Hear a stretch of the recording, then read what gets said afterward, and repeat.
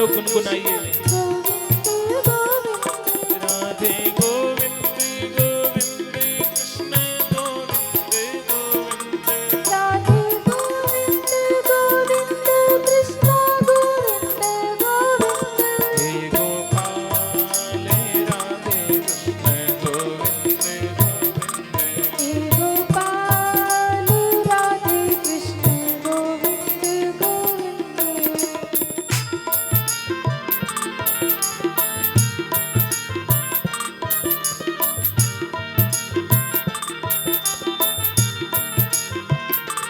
हे गोपाल राधे कृष्ण गोविंद गोविंद। हे गोपाल राधे कृष्ण गोविंद गोविंद। राधे गोविंद गोविंद कृष्ण गोविंद गोविंद। राधे गोविंद गोविंद कृष्ण गोविंद गोविंद। राधे गोविंद गोविंद कृष्ण गोविंद गोविंद। राधे गोविंद गोविंद कृष्ण गोविंद गोविंद। हे गोपाल राधे कृष्ण गोविंद गोविंद। हे गोपाल राधे कृष्ण गोविंद। गोविंद। हे गोपाल राधे कृष्ण गोविंद गोविंद। हे गोपाल राधे कृष्ण गोविंद गोविंद। हे गोपाल राधे कृष्ण गोविंद गोविंद। हे गोपाल राधे कृष्ण गोविंद। राधे गोविंद गोविंद कृष्ण गोविंद गोविंद। राधे गोविंद गोविंद कृष्ण गोविंद गोविंद। राधे गोविंद गोविंद कृष्ण गोविंद गोविंद। राधे गोविंद गोविंद कृष्ण गोविंद गोविंद। हे गोपाल राधे कृष्ण गोविंद गोविंद। हे गोपाल राधे कृष्ण गोविंद गोविंद। हे गोपाल राधे कृष्ण गोविंद गोविंद। हे गोपाल राधे कृष्ण गोविंद गोविंद। हे गोपाल राधे कृष्ण गोविंद गोविंद। गोपाल राधे कृष्ण गोविंद गोविंद। राधे गोविंद गोविंद कृष्ण गोविंद गोविंद। राधे गोविंद गोविंद कृष्ण गोविंद गोविंद। राधे गोविंद गोविंद कृष्ण गोविंद गोविंद। राधे गोविंद गोविंद कृष्ण गोविंद गोविंद। राधे गोविंद गोविंद कृष्ण गोविंद गोविंद। राधे गोविंद गोविंद कृष्ण गोविंद गोविंद। हे गोपाल राधे कृष्ण गोविंद गोविंद। हे गोपाल राधे कृष्ण गोविंद गोविंद। हे गोपाल राधे कृष्ण गोविंद गोविंद। हे गोपाल राधे कृष्ण गोविंद गोविंद। गोपाल राधे कृष्ण गोविंद गोविंद। हे गोपाल राधे कृष्ण गोविंद गोविंद। हे गोपाल राधे कृष्ण गोविंद गोविंद। हे गोपाल राधे कृष्ण गोविंद गोविंद। राधे गोविंद गोविंद कृष्ण गोविंद गोविंद। गोविंद गोविंद। हे गोपाल राधे कृष्ण गोविंद गोविंद। बोले कृष्ण भगवान की जय। बोले बांके बिहारी लाल की। जय।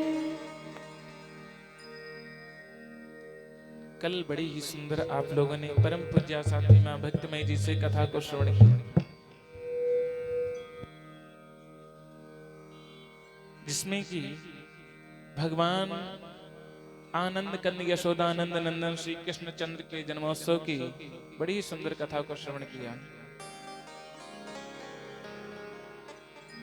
आज नंदस्त्वात्मजोत्पन्ने श्री सुखदेव जी परीक्षित जी को श्रवण कराते हैं कि राजन, आज नंद के यहाँ मानो साक्षात भगवान प्रकट हो गए और भगवान के साथ साथ कहा कि साक्षात मानो आनंद स्वरूप आनंद ही प्रकट हुआ है। तभी तो कहा जाता लादो, आह्लादो प्रसन्नता, प्रसन्नता उत्पन्न हुई। और कहा कि कैसे हो गए आज नंद बाबा, तो बताया कि महामनः, आज मन उनका महामना हो गया। जब भगवान के प्रति जब मन लग जाता है तो मन मन नहीं रह जाता, महामना हो जाता है। बोले कृष्ण भगवान की जय। जिस समय नंद बाबा को पता चला, नंद बाबा रोज अपनी गौशाला में बैठे गौओं की सेवा करते और रोज गौ माता से प्रार्थना करते, हे गौ माता, एक ऐसा गोपाल दे दो जो हमारे बाद आपकी सेवा कर सके। देखिए, गौ माता की जिसने जिसने सेवा की उसे मनोवांछित फल प्राप्त हुआ। रघुवंश में महाराज दिलीप के कोई संतान नहीं थी, उन्होंने भी गाय की सेवा करके ही संतान को प्राप्त किया और ऐसी दिव्य संतान प्राप्त हुई कि उस संतान में ही, उनके वंश में ही भगवान का अवतार हुआ। ये होता है गाय की सेवा करने का फल। इधर नंद बाबा ने भी गाय की बहुत सेवा करी और नंद बाबा को भी गोपाल प्राप्त हुआ। तो नंद बाबा बैठे विचार कर ही रहे थे, भगवान से प्रार्थना कर ही रहे थे कि उसी समय सुनंदा भागती हुई आई और सुनंदा ने कहा, भैया भैया, भाभी ने सुंदर एक लाला जायो है। और जैसे ही इस प्रसन्नता पूर्ण जैसे ही सुना तो वह नंद बाबा प्रसन्न हो गए और अपने गले से सुंदर मोतियों का हार निकाल करके आज सुनंदा को दे दिया। और भागते हुए जैसे ही लल्ला के दर्शन के लिए गए तो सब गोपगालों ने रोक लिया। अरे महाराज, ऐसे थोड़ी ना जाने देंगे। तो कहा कि फिर कैसे जाएंगे? कहने लगे, बढ़िया सुंदर स्नान इत्यादि करके तो आओ, तब लल्ला के दर्शन प्राप्त करोगे। ब्राह्मणों को बुलवाया, आहुई विप्रान वेद ज्ञान स्नातः शुचिर्लंकृतः। ब्राह्मणों को बुलवा करके बढ़िया सुंदर स्नान इत्यादि करके गोप ग्वालों ने बढ़िया नंद उपनंद, वहां जितने भी उनके मित्र ग्वाल गोपाल थे, नंद बाबा को बड़े सुंदर सजाया। अब बुढ़ापे में जो संतान प्राप्त हुई, बड़ा आनंद है, बड़ा सुख है। आज नंद बाबा कहते हैं, जल्दी करो, मुझे लल्ला के दर्शन प्राप्त करने हैं। गोप ग्वालों ने जितना बढ़िया सुंदर सजाया, बढ़िया सुंदर पीले अचकन, पीली बगलबंदी और सुंदर पगड़ी लगा करके, सुंदर सो काजरा लगा करके, जैसे ही काजल लगा करके इतने सुंदर और बढ़िया थपक थैया चंदन लगा करके, वैष्णो तिलक लगा करके जैसे ही बाहर निकले तो ऐसा लग रहा था कि न कहीं नजर ना लग जाए नंद बाबा को। तो जैसे ही प्रवेश करने ही जा रहे थे तो एक ग्वाल ने देखा कहीं नंद बाबा को नजर ना लग जाए, तो दही की मटकी लिए हुए था, सारी दही की मटकी नंद बाबा के ऊपर उड़ेल दी। कहो छोरा, ये काहे को किए? कहा कि बाबा, लल्ला के दर्शन ऐसे थोड़ी ना होते। कहते हैं कि जब कहीं शुभ काम के लिए जाओ तो दही खा के जाओ और दही मस्तक पे लगा के जाओ, ऐसा होता है। लेकिन भगवान के दर्शन करने के लिए जा रहे हैं तो कहा कि पूरे दही से स्नान ही करवा दिया। तो कहा कि ये तो अपने यहाँ रीति रिवाज है।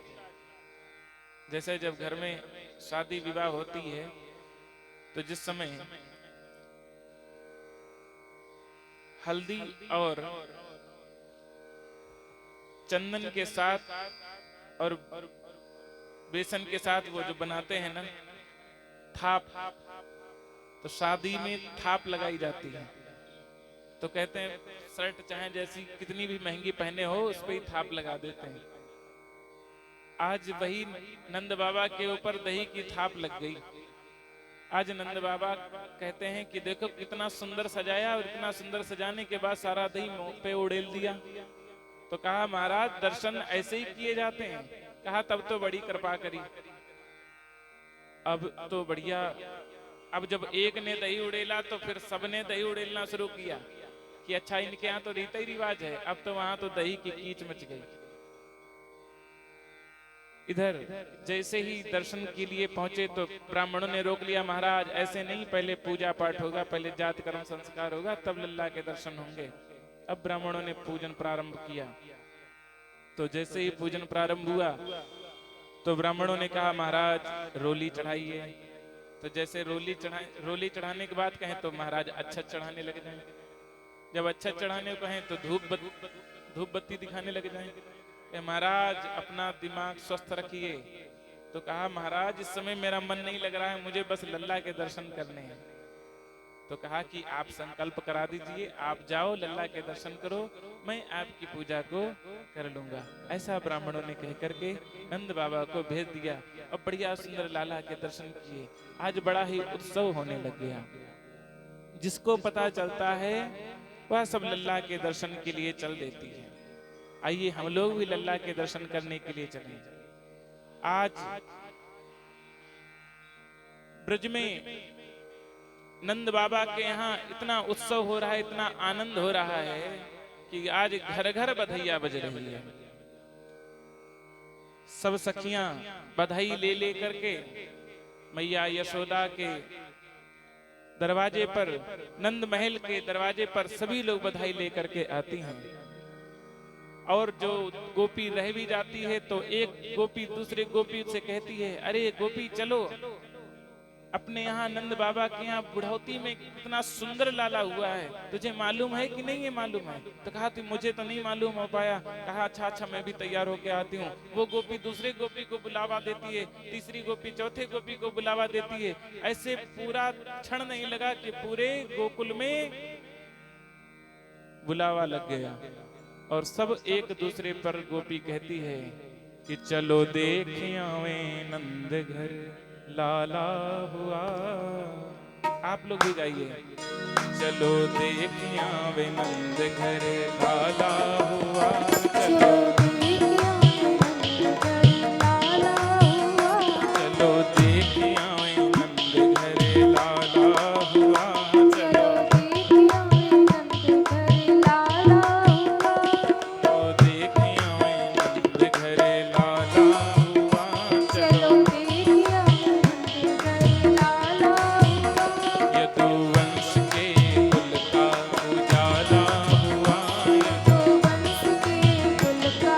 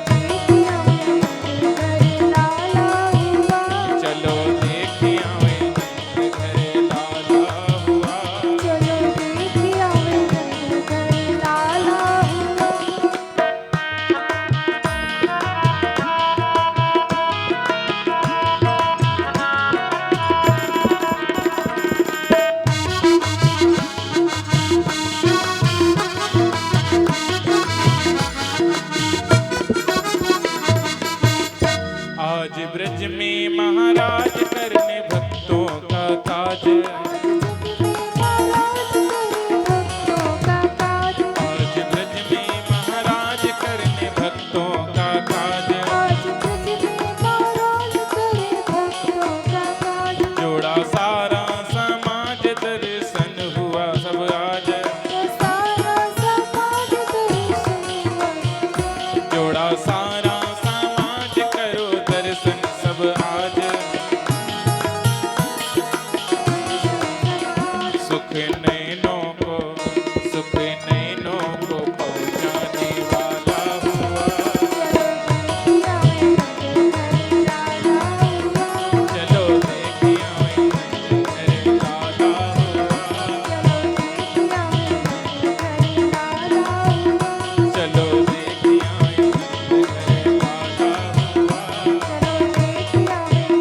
घर लाला हुआ।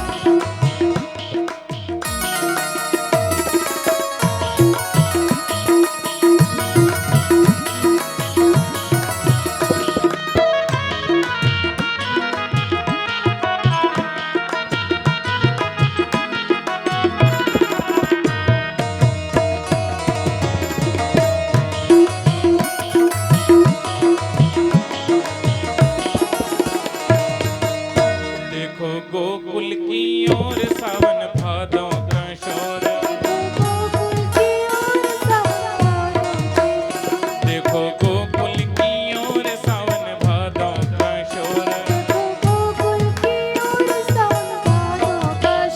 बोले पंछी वन मोर मानो बदरी घनघोर। बूंद आनंद की बरसाने वाला हुआ। चलो देखिए घर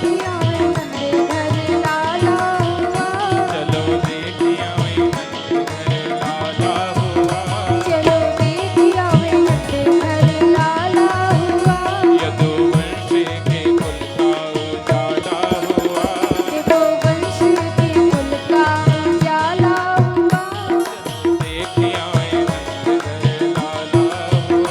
चलो देखिए घर लाला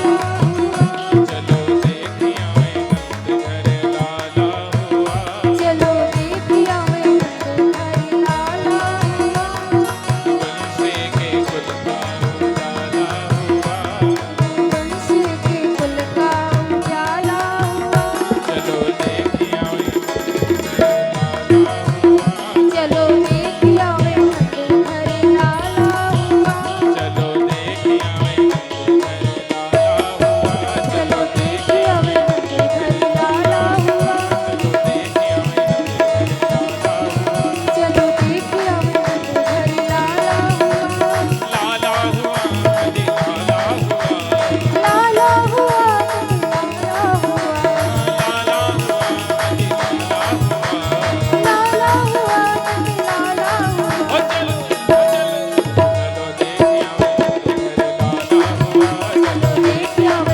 घर लाला हुआ। चलो देखिए घर लाला हुआ। चलो देखिए घर लाला हुआ। कि चलो देखिए नंद घर लाला हुआ। बोले बांके बिहारी लाल की जय हो। आज सब गोपी सज धज करके मैया यशोदा के यहाँ पहुंचती है। आज बड़ा ही आनंद उत्सव हो रहा है। इधर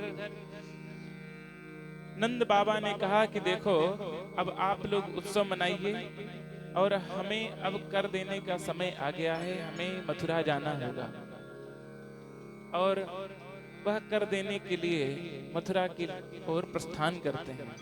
इधर कंस जिस समय मैया देवकी के पास, इधर नंद बाबा जैसे ही, वसुदेव महाराज जैसे ही उस लल्ला को छोड़कर और यहाँ मैया यशोदा के यहाँ लली हुई थी, जो भगवान कृष्ण के ही आदेशानुसार माया ने जो जन्म लिया था।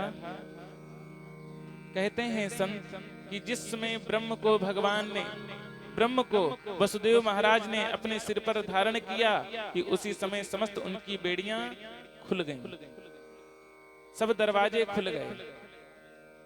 सच भी यही है, जिस समय ब्रह्म हमारे शीश पर सवार होता है या हमारे साथ ब्रह्म आता है तो कोई भी बंधन हमें बांध नहीं सकता।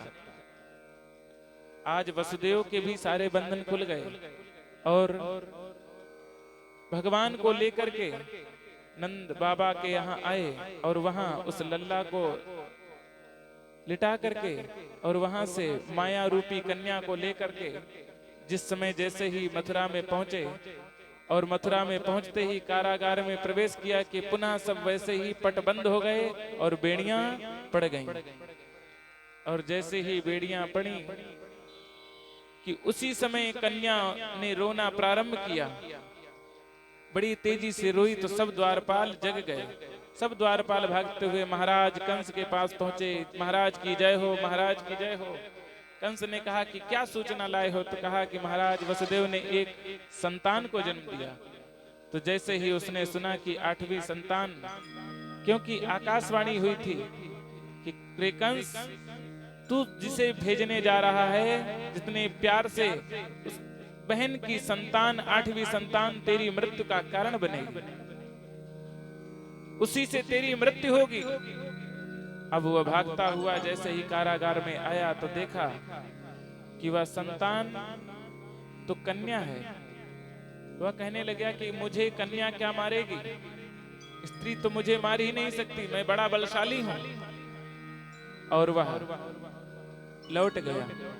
फिर विचार करने लग गया कि कहीं ऐसा ना हो कि उसका पति मुझे मार दे। तब वह भागता हुआ फिर उसी स्थान पर पहुंचा और कन्या को हठात खींच करके, संत कहते हैं जैसे शिला पट्ट पर पटकना चाहा कि हाथ से छूट करके वह आकाश की ओर चली गई और अष्टभुजी दुर्गा के रूप में प्रकट हो गई। बोले दुर्गा मैया की जय। और कहा कि रे दुष्ट कंस, तू मुझे क्या मारेगा, तुझे मारने वाला तो जन्म ले चुका है। इतना कह करके एक बिजली सी चमकी और कहते हैं कि वह देवी विंध्यवासिनी मैया विंध्य पर्वत पर जाकर के विंध्यवासिनी के नाम से जानी गई, जो कि मिर्जापुर में स्थित है। बनारस के पहले, वाराणसी से पहले मिर्जापुर पड़ता है। पूज्य गुरुदेव के साथ हमें 2 बार जाने का अवसर प्राप्त हुआ। बोले विंध्यवासिनी मैया की जय। वहाँ काली खोह भी है और विंध्यवासिनी मैया का भी बड़ा ही सुंदर भव्य मंदिर बना है। बोले विंध्यवासिनी मैया की जय। भगवान ने कहा, हे महामाया, तुम्हारी हमेशा हमेशा पूजा हुआ करेगी। और इधर वह तो अब और चिंतित हो गया। अब उसे समझ में नहीं आ रहा कि अब क्या करें। तभी नारद जी पहुंच गए। कहा कि दैत्यराज, तुम इतने निसंक क्यों बैठे हो, निश्चिंत क्यों बैठे हो? तुम्हें तो कुछ ना कुछ प्रयत्न करना चाहिए, क्योंकि तुम्हें तो मालूम है कि देवकी की 8वीं संतान से तुम्हारी मृत्यु होगी और वह कहीं जन्म भी ले चुकी है, तो तुम क्यों नहीं प्रयास करते? तो कहा महाराज, मुझे कुछ समझ में नहीं आ रहा है। तो उसी समय वकासुर की बहन बकी अर्थात पूतना वहां पर आ पहुंची। पूतना ने कहा, भैया आप मुझे आज्ञा दीजिए, इस वर्ष के जितने भी बालक होंगे या बालिकाएं होंगी उनको मैं खत्म कर दूंगी, आप मुझे बस आज्ञा दें। तो जैसे ही इस बात को सुना महाराज कंस ने, तो कहा कि बहन हो तो तेरी जैसी, जाओ इस वर्ष के जितने भी बच्चे हों, सोचिए केवल एक के चक्कर में न जाने कितने शिशुओं की हत्या करने के लिए आज उस कंस ने आदेश दे दिया, जिनका कोई अपराध नहीं। आज वह पूतना आज्ञा पाते ही निकल पड़ी। इधर नंद बाबा जैसे ही कर देने मथुरा पहुंचे तो सोचा कि हमारे एक मित्र हैं वसुदेव जी, उनसे मिल लें, क्योंकि मित्र का धर्म होता है। कल परम पूज्या साध्वी मां भक्तिमयी जी कह रही थी कि जिस समय आपत्ति आए उस समय 4 लोगों की परख करनी चाहिए। तो कहा किन किन लोगों की? धीरज यानी कि आपका धैर्य, फिर धर्म, फिर मित्र और नारी यानी कि स्त्री। समझते जाइएगा। धीरज क्या है? जैसे अगर आपके ऊपर कोई संकट आ पड़ा या कहीं विवाद हो गया, किसी ने चढ़ाई कर दी, तो अपना धैर्य खो बैठे और उससे झगड़ा कर लिया। बड़े धैर्य से पहले सोचिए, विचार करिए किसके साथ मुझे क्या करना चाहिए। तो जब कभी आपत्ति आए तो प्रथम धैर्य से काम लीजिए। नंबर 1 पर आता है धैर्य, फिर धर्म। गोस्वामी तुलसीदास जी ने बिल्कुल लाइन से लिख दिया है, धीरज, धर्म, मित्र और नारी। फिर धर्म, जैसे अगर कोई विधर्मी आपको सताने लग जाए तो आपके अंदर इतना साहस होना चाहिए, इतनी हिम्मत होनी चाहिए। कहते हैं कि स्वधर्मम मरणम श्रेया पर धर्म भयावह।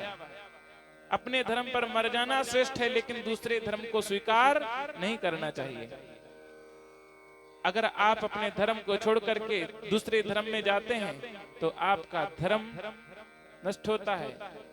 आप धर्म भीरू हैं, आपके अंदर धार्मिकता है ही नहीं, आपके अंदर धर्म का आत्मबल है ही नहीं। तो अपने धर्म को मजबूत रखना चाहिए। आपको कहते हैं कि जिस देश जाति में जन्म लिया बलिदान उसी पर हो जाओ। तो दूसरे नंबर पर आता है धर्म, फिर मित्र। अगर कभी कोई कष्ट आ पड़े, आपत्ति आ पड़े, तो अपनी उस समय मित्रों की पहचान करिए। अगर कभी गरीबी आ जाए तो सब मित्र, कुछ ही मित्र होते हैं जो साथ में रहें, बाकी सब मित्र सरक लेते हैं कि कहीं ऐसा ना हो कि हमसे पैसा मांग दे। और उसके बाद में स्त्री, अगर कहीं आप अस्वस्थ हो गए, आपके पास पैसा ना रहा, तो अगर आपके अनुकूल शुद्ध पतिव्रता अगर स्त्री है तो वो आपके साथ हमेशा रहेगी। अन्यथा अगर कहीं कुलटा स्त्री है तो आपको छोड़कर चली जाएगी। तो जब कभी आपत्ति आए, कभी संकट आए, तो इन 4 लोगों की परख हमेशा करना और फिर समझना कि आपका अपना कौन है। धीरज, धर्म, मित्र, अरु नारी।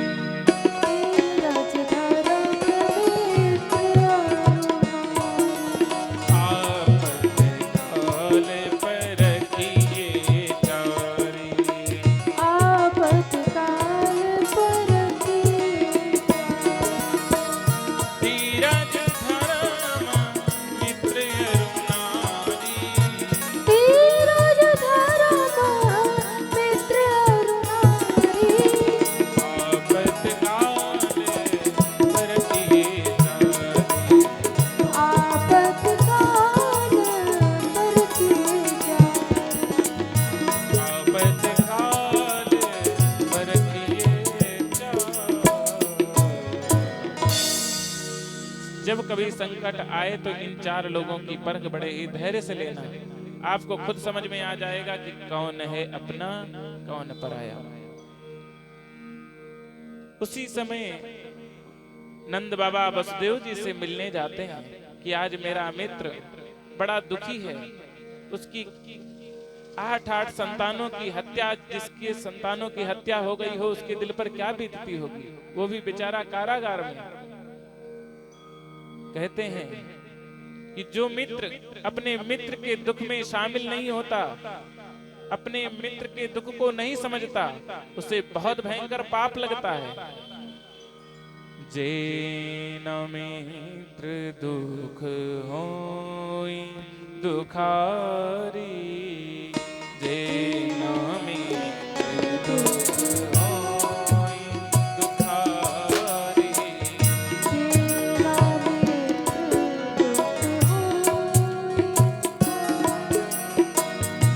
तिनहि विलोकन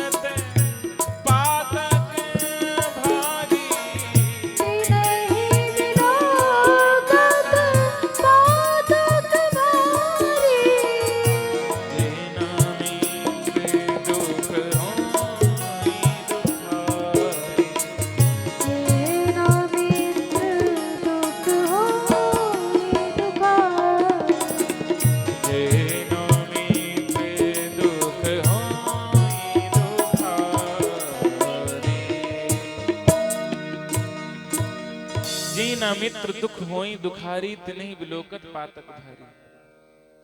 बहुत बड़ा पाप लगता है जो मित्र के दुख में सम्मिलित नहीं होता, उसको साहस नहीं बंधाता, उसे बड़ा पाप लगता है। इसलिए मित्र के दुख में हमेशा उसके साथ रहना चाहिए, हमेशा उसकी मदद करनी चाहिए। और कहते हैं कि जिस समय नंद बाबा वसुदेव जी से मिलने गए तो हृदय से भर लिया, आज बड़ा दुख हुआ। तब नंद बाबा वसुदेव महाराज ये बात जानते थे कि मेरा लल्ला नंद बाबा के यहाँ सुरक्षित है। और कहा भैया, क्योंकि वसुदेव जानते थे कि अभी कुछ क्षण पहले कंस ने पूतना को आज्ञा दी कि इस समय के जितने नवजात शिशु हैं सबको खत्म कर दो। वह पूतना जाएगी, कहीं ऐसा ना हो कि हमारे लल्ला को भी खत्म कर दे। तो नंद बाबा से कहा भैया जल्दी जल्दी अपने घर जाओ, इस समय एक कोई ऐसा रोग चला है और कई ऐसी हवाई चल रही हैं। ऐसा घुमा फिरा करके इतना बढ़िया समझा करके कहा कि राक्षसी एक ऐसी आई है जो छोटे छोटे बच्चों को खा जाती है, खत्म कर देती है। हे भैया जल्दी जल्दी अपने घर जाओ। और इतना सुनते ही वे जानते थे कि वसुदेव थोड़ी बहुत ज्योतिष भी जानते हैं। अब नंद बाबा पुनः हृदय से लग करके गले मिल करके अपने घर की ओर ब्रज की ओर प्रस्थान किया। इधर पूतना उस समय के नवजात शिशुओं को सबको मारती हुई जैसे ही गोकुल की ओर पहुंची तो कहा कि नंद बाबा के राजभवन में जैसे ही प्रवेश करना ही चाहा तो सोचा कि कैसे पहुंचे। तो कई सखियां बधाई ले ले करके जा रही थी, तो कहा इन्हीं के साथ गोपी बन करके नंद महल में प्रवेश करें। तो सब गोपी एक दूसरे गोपी के साथ कहती है कि अरे गोपी चलो नंद बाबा के द्वार। और वह गोपी का रूप धारण करके बड़ा सुंदर, आज उस पूतना ने, उस राक्षसी ने बड़ा सुंदर स्वरूप धारण किया। संत कहते हैं बड़ा सुंदर एक भाव है कि सखी चलो नंद के द्वार। आज खूब नित्य उत्सव होता है। जब से आनंद कन यशोदानंद नंदन प्रकट हुए हैं उस दिन से नित्य आनंद की वर्षा हो रही है, बड़ा आनंद उत्सव हो रहा है कि सखी चलो नंद के द्वार। आप लोग भी चलिए मैया यशोदा के राजभवन में और सभी लोग आनंद लीजिए कि सखी चलो नंद के द्वार। हाँ द्वार लाला के दर्शन करिया। चलो सखी नंद के द्वार, द्वार लाला के दर्शन करावे। लाला के दर्शन करियावे, लाला के दर्शन करियावे। लाला के दर्शन करावे, लाला के दर्शन करावे। सखी चलो, चलो सखी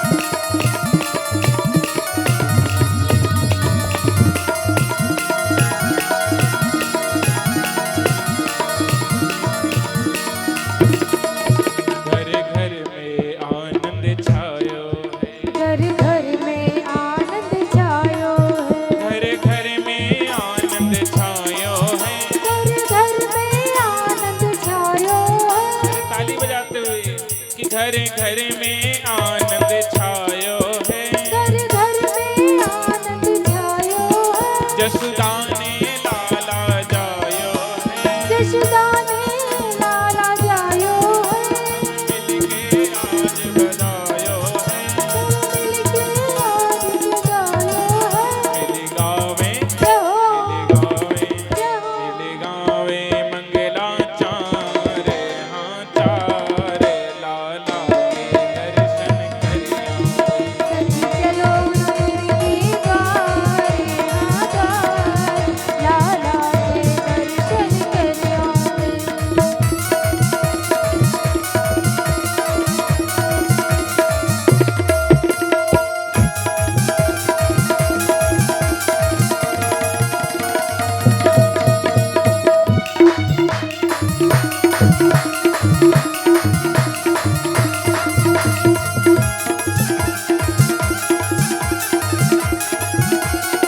सखी चलो नंद की द्वारे द्वारे, लाला के दर्शन करिया वे। सखी चलो नंदी गाए लाला के दर्शन कर आवे। भयो चंद्रवंश उजियारो है, भयो चंद्रवंश उजियारो, भयो चंद्रवंश उजियारो है, भयो चंद्रवंश उजियारो, मिट गयो दुख दे अंधियारो, मिट गयो दुख अंधियारो है, मिट गयो दुख दे अंधियारो है। मिट गयो दुख अंधियारो है। आज जागो भाग्य हमारो है, आज जागो भाग्य हमारो है, आज जागो भाग्य हमारो है, आज जागो भाग्य हमारो है। आज मिलियो जय हो, आज मिलियो जय हो, आज मिलियो जन्म को सारे, हाँ सारे लाला के दर्शन करिया। नंदी गाए आधार, लाला के दर्शन कर आवे।